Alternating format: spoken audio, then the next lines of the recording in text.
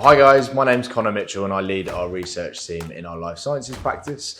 First off, I feel like I need to explain why I am sporting this questionable mustache. It is for a cause that's quite close to my heart. It's for a charity called Movember and they support everything that's related to men's health. So moving on to the main topic for today's video, I'm just going to offer a few tips on how to best present yourself on LinkedIn. Really important for us as headhunters, also for hiring managers, because anyone that gets your CV is going to go straight to LinkedIn to check you out. And also for us, it's where we do a lot of our searching, a lot of our direct headhunting through LinkedIn.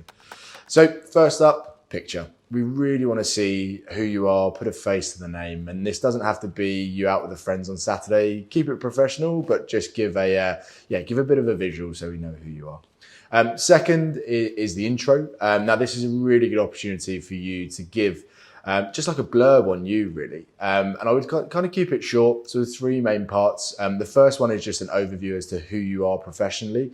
So list some of your key successes, some of your key roles, that sort of thing.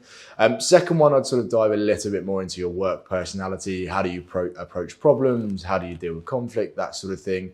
And then the third one, have a little bit of fun. Show us who you are. Show us that you're a human at the end of the day. Yeah, if you like wine, if you like good food, yeah, get a bit of that in there as well.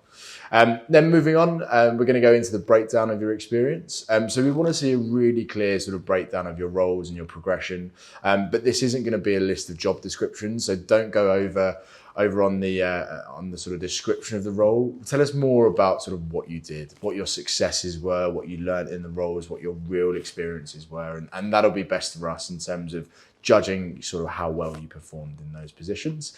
And then finally moving on, we're talking about your education as well. Keep it in there, even if it's just your bachelor's degree or just high school diplomas, things like that. We want to see that as well. And then even more so if you're sort of got advanced degrees and that sort of thing, masters, PhDs, that's all really important.